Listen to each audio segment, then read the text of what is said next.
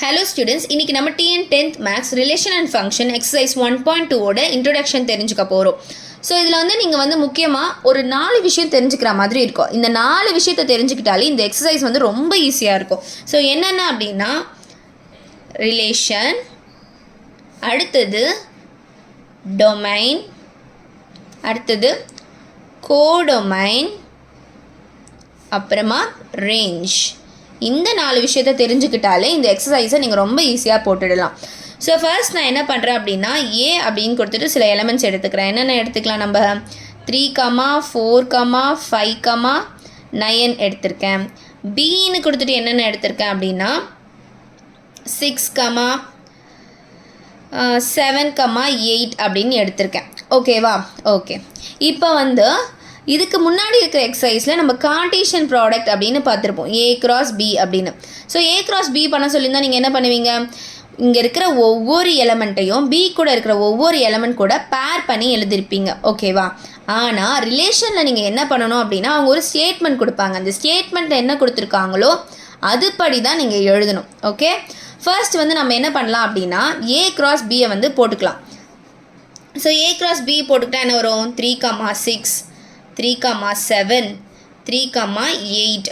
அடுத்தது 4, 6, 4, 7, 4, 8. அடுத்தது 5, 6, 5, 7, 5, 8. அடுத்தது 9, 6, 9, 7, 9, 8. ஓகேவா?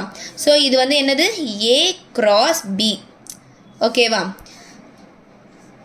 பட் இங்கே நமக்கு என்ன கொடுத்துருக்காங்க அப்படின்னா ரிலேஷன் எப்படி இருக்கணும்னு சொல்லியிருக்காங்க அப்படின்னா ஏ அப்படின்ற எலமெண்ட் வந்து பியை விட அதிகமாக இருக்கணும், பெருசாக இருக்கணும் அப்படின்னு கொடுத்துருக்காங்க. அப்போ நம்ம என்ன எழுதுவோம்? இது எடுக்க முடியாது, ஏன்னா வந்து பியை விட இது சின்னதாக இருக்குது, இங்கேயும் பியை விட சின்னதாக இருக்குது, பியை விட சின்னதாக இருக்குது, இதுவும் பியை விட சின்னதாக இருக்குது, இங்கேயும் சின்னதாக இருக்குது, இங்கேயும் சின்னதாக இருக்குது. ஸோ இது எல்லாமே சின்னதாக தான் இருக்குது. இந்த எடுக்கலாம். ஸோ 9, 6. ஓகேவா? ஏன்னா ஏ இங்கே பெரிய நம்பர். அடுத்தது 9, 7 எடுப்போம். அடுத்தது 9, 8. ஓகேவா? அப்போது ரிலேஷனாக என்ன? ஒரு ஸ்டேட்மெண்ட் கொடுத்துட்டு நம்மளை வந்து பேர் பண்ண சொல்லுவாங்க. ஓகேவா? அப்போது இதை நம்ம எப்படி எழுதலாம்? ஆர் அப்படின்றது, இந்த ரிலேஷன் அப்படின்றது subset of A cross B அப்படின்னு எழுதலாமா? ஏன்னா இங்கே இருக்கிற எல்லா எலிமெண்ட்டும் இங்கேயும் இருக்குது, அதனால் இது வந்து சப்செட் அப்படின்னு கூட நம்ம எழுதலாம். ஓகேவா? அடுத்து நம்ம என்ன தெரிஞ்சுக்க போகிறோம் அப்படின்னா டொமைன் அப்படின்னா என்னென்னு தெரிஞ்சுக்க போகிறோம். ஓகே, இப்போது டொமைன்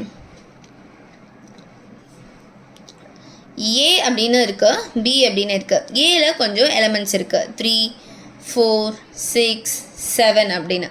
பியில் 5, 6, 8 அப்படின்ற எலமெண்ட்ஸ் இருக்குது. ஓகேவா? ஸோ இதில் வந்து எப்படி கொடுத்துருக்காங்க அப்படின்னா இது ரெண்டும் பேர் ஆகியிருக்கு, இது ரெண்டும் பேர் ஆகிருக்கு அப்படின்னு கொடுத்துருக்காங்க. அப்போது ஏ பி இந்த மாதிரி கொடுத்துட்டு எலமெண்ட்ஸ் கொடுத்துருக்காங்க.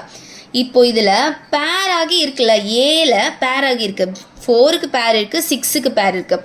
அப்போ இந்த 2 எலமெண்ட்டை தான் நம்ம டொமைன் அப்படின்னு சொல்லுவோம். அப்போ இதில் டொமைன் என்ன? நமக்கு 4, 6 தான் நமக்கு வந்து டொமைன். ஓகேவா? 3க்கும் 7க்கும் வேல்யூ இல்லை, அதனால் அது டொமைனில் வராது. ஓகே, ஸோ டொமைன்னா என்னன்னு தெரிஞ்சிருச்சு. அப்போது டொமைன் என்ன? Domain is a subset of A, ஏவோட சப்செட். ஓகேவா? அடுத்தது நம்ம கோடொமைன் பார்க்கலாம்.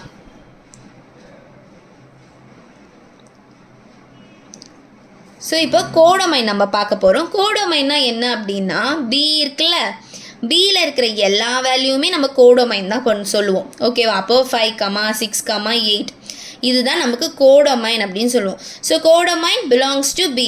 ஓகேவா? அப்போ கோடொமைன் என்ன? Belongs to B. அவ்வளோதான். அடுத்தது நம்ம என்ன தெரிஞ்சுக்கணும்? ரேஞ்ச் வந்து தெரிஞ்சுக்க போகிறோம். அடுத்தது வந்து நம்ம என்ன தெரிஞ்சுக்க போகிறோம்? ரேஞ்ச். ரேஞ்ச் அப்படின்னா பியில் இருக்கிறதுல யார் யாருக்கு பேர் இருக்காங்களோ அவங்க தான் ரேஞ்ச். அப்போ ரேஞ்ச் என்னது? 6, 8 தான் ரேஞ்ச். ஓகேவா? 6, 8 தான் ரேஞ்ச். வேர் என்னது? ரேஞ்ச் பிலாங்ஸ் டு இல்லை சப்செட் ஆஃப் பி அப்படின்னு கொடுக்கலாம், இல்லை பிலாங்ஸ் டு பின்னு கூட சொல்லிக்கலாம். ஓகேவா?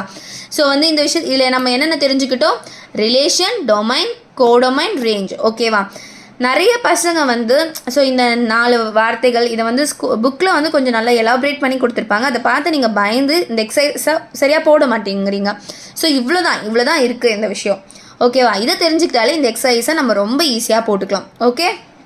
ஓகே ஸ்டூடெண்ட்ஸ், அடுத்த வீடியோவில் இருந்து நம்ம 1.2ல் இருக்கிற ஒவ்வொரு எக்ஸசைஸ் சம்மும் பார்க்கலாம். சேனலை மறக்காமல் சப்ஸ்கிரைப் பண்ணுங்கள். கூடவே பக்கத்தில் இருக்க பெல் ஐக்கனை கிளிக் பண்ணிக்கோங்க. அப்போ தான் நான் அப்லோட் பண்ணுற ஒவ்வொரு வீடியோ உங்களுக்கு நோட்டிஃபிகேஷனில் வரும். ஓகே ஸ்டூடெண்ட்ஸ், பாய்.